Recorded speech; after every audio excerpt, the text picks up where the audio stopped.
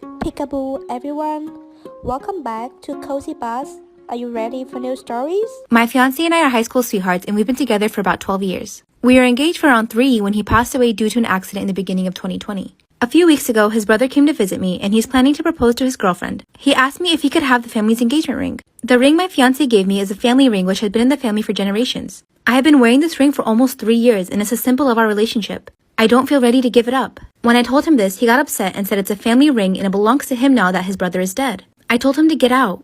I called his mom to let her know why I wanted to keep the ring. She told me she wouldn't have minded if I had been married to him, but I wasn't, so I'm not part of the family and therefore I should return the ring.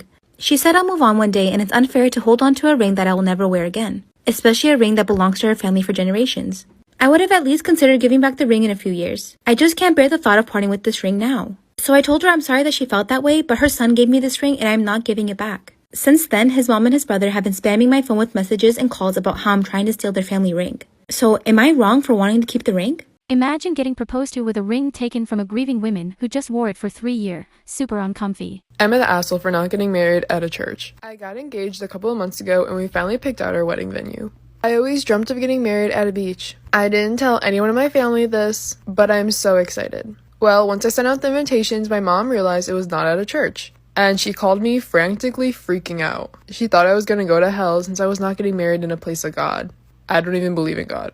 And now she's mad at me. Storytime about how I found out my sugar daddy was stalking me. Disclaimer, this is not my story time, it was sent to me on Instagram. I signed up to a sugar daddy website last year. I lost my job because of COVID. Just started my own small business and things were not going well. I also helped my parents out with money because I didn't want them to be working during COVID. I signed up to a website and instantly I started getting messages. One man stood out because he was very active and owned several businesses. I told him I didn't want to meet up because I just wasn't going to do that, but also because of COVID. He agreed to have a phone conversation with me and then eventually he offered me $5,000 a month. This was more than enough to help me and my parents out. After that, I was basically his online companion. He would text me and I would text back. We went out to dinner a few times, but because of COVID, we kept our distance. It was truly the perfect scenario for me. Then I noticed that he started to get really clingy. If I didn't text him back right away, he would get upset. One day I got another message from the sugar daddy website. Another man was asking me to go out to dinner twice a week, and he wanted to pay me $1,000 for this. So I said, of course. When I told sugar daddy number 1 that I'd be busy 2 days out of the week, he got really mad and asked me where I lived. I told him I couldn't tell him. Part 2 is up. That's when my sugar daddy asked me where I lived. I was not about to tell him where I lived. Disclaimer, this is not my story time, it was sent to me on Instagram. I told him I couldn't tell him, and he got really upset and offered me $2,000 more, which means that he would be paying me $7,000 a month. Then he said that he didn't want me to be with any other sugar daddies. At this point, I hadn't even told him that I was approached by another sugar daddy. So how did he know that I was talking to another one? I accepted his offer of $7,000 a month, but this only made him even worse. He would call me all the time and ask me where I was, and he would constantly ask me where I lived. He noticed the change in me, and that's when he offered to buy me a car. A Mercedes, to be exact. I didn't know if I should accept or not because I knew it would make him feel like he had more ownership over me. I told him that I wasn't sure if I should accept the car because of his behavior. Then he said that he would buy me my own apartment. I felt really creeped out, so I decided not to answer his phones or his messages the rest of the night. 2 hours later, I'm laying in bed and I hear a really hard knock at my door. It was him. Part 3 is sugar daddy starts banging on my front door. Disclaimer, this is not my story time, it was sent to me on Instagram. And he didn't know where I lived. I looked through the peephole and I tell him to leave. That's when he shows me a wad of cash. He tells me I can keep it with no strings attached. I said no, and that's when he started calling me names. He started yelling really loud. I was hoping my neighbors would hear and call the cops. In order to calm him down, I opened the door and I let him in. Big mistake. He asked to use my bathroom and that's when I grabbed his phone. I saw on his camera roll that he had pictures and video of me. He'd been following me around for months. I started calling the cops, but that's when he came out of the bathroom. Asked if he could stay over and I said yes. I was so scared. We're supposed to have dinner tonight. The cops said they can't help because he hasn't hurt. My husband and I have been struggling a bit financially because we're saving up to purchase a new apartment. He is used to eating fast food when he went to work and he would spend more than $300 a month, which is about $20 daily. I talked to him about it and he agreed that I would make him sandwiches for him to take to work. Everything was going well and I noticed he wouldn't respond when I asked whether he liked the sandwiches I made, but kept asking me to make more than 2 since he was always hungry.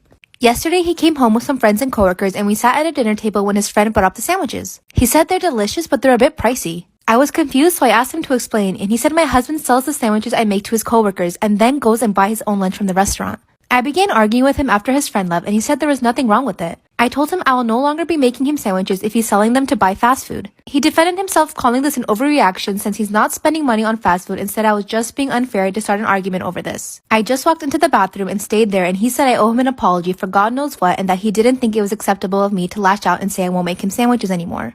So am I overreacting here? Am I wrong for getting upset at him? Story time about how I almost got arrested for selling my mom's underwear. Disclaimer, this is not my story time. It was sent to me on Instagram. My mom is a total MILF. She used to be in music videos back in the early 2000s. So obviously, I had to find a way to monetize this. When I turned 16, I knew that I wanted to start making my own money. I had heard about people selling pictures of their feet on the internet, so I thought, why don't I try that with my mom? By the way, I am a dude. So I got on Google and started searching how I can sell my mom's pictures, specifically of her feet. So every time my mom would go to get her pedicures done, I would just offer to take pictures of her feet for Instagram. She thought this was really weird, so she would say no. I would try to sneak pictures every now and then, but she would always catch me. So eventually I scrapped that plan and I moved on to her underwear. I found a website that was talking all about how you can sell your own underwear, and obviously since I'm a dude, nobody's gonna want to buy mine. And I know, what I'm about to say is pretty gross, but I started stealing my mom's dirty underwear. So obviously I had to start keeping track of every time my mom showered. I would go into the bathroom and steal her underwear. Then I would put them in Ziploc bags, and this was the best way to conserve any, and then I would mail it off to dudes. Well, within a month, I was making at least $500. But my mom started freaking out because she couldn't figure out where all her underwear went. She asked me about her underwear, but obviously I played it off like I had no idea what she was talking about. After about 3 months, things were going really well. I was selling my mom's underwear sometimes for $100 a pop. And here's a gross detail, but guys wanted my mom's underwear, especially after she exercised.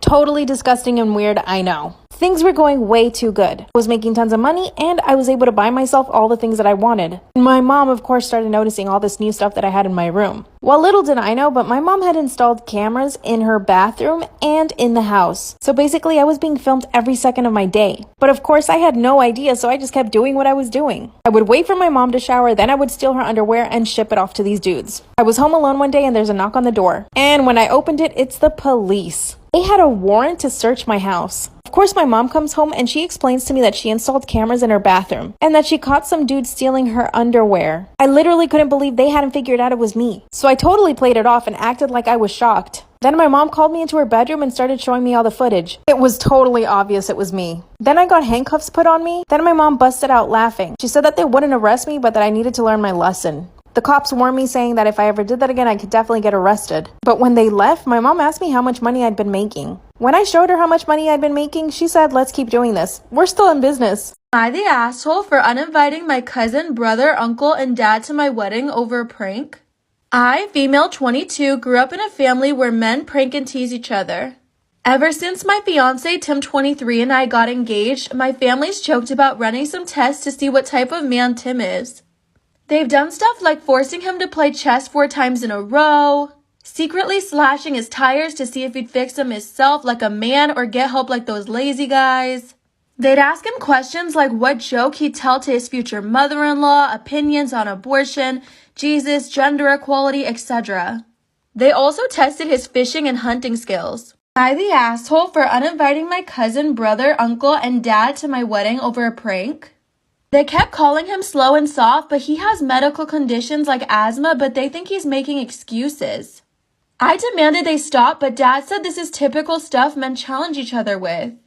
Last week they took Tim on a 3-day trip and hid his inhaler. He left in return in 7 hours and told me. I was seething after they admitted to hiding it as a challenge.